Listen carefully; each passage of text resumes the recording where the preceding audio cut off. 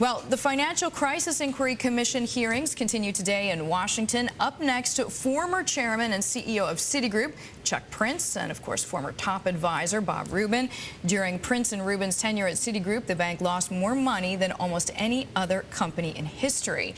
Joining us now to discuss today's hearing is Dino Kos. He is managing director at Portales Partners. Prior to his current role, Kos spent 20 years at the New York Fed. Dino, always glad to see you. Thanks for coming into the newsroom. Good morning. What are we going to hear from these guys? I mean, what can they say? Well, they're going to try to, of course, to defend their legacy, and there's a certain amount of reputation protection that goes on with these things. We've seen that with other witnesses that have been before this commission, and you should expect to see more of that today. I mean, I should say that there are some interesting aspects about this whole commission, right? So it was set up to get down to the bottom of what caused the crisis and come up with solutions, right? Now, their report is due at the end of this year. Unfortunately, Congress is already working on bills to fix the problems before the commission even has a chance to make its report. I want to get to those nitty-gritty details, but I want to know, I mean, how acrimonious is the crowd going to be towards Prince and towards Rubin? Well, I mean, are they going to go for blood?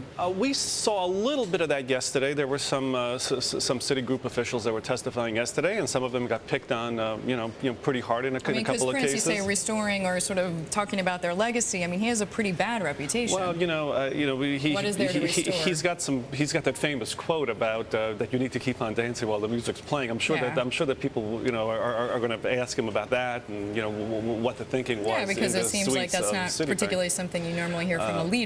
Well, so there will be some of that.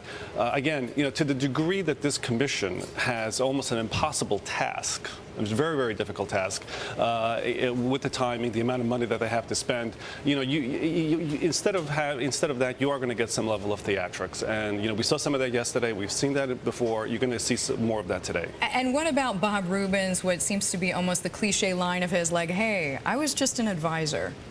Well, and I'm sure that he will be asked about that. He drew in a lot of money when he worked at Citi as an advisor, and I'm sure people will say, well, what were you doing? What exactly were you getting paid all that money for? And how close were you to the decisions that were being made that put Citi in the position that it was put in?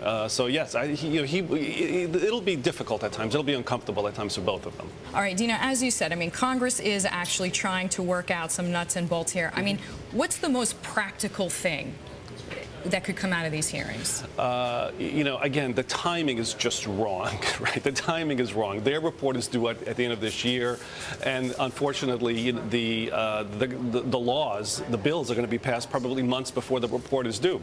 The other thing is that, the objective of this is just too broad. Anton Valukas spent $38 million looking at the Lehman bankruptcy. He spent $38 million in a year. They have $8 million to look not just at the Lehman, but the entire crisis. So it is an impossible task. Dino, always glad to have your thoughts. Thanks so much for coming in. Dino Kos there from Portales Partners.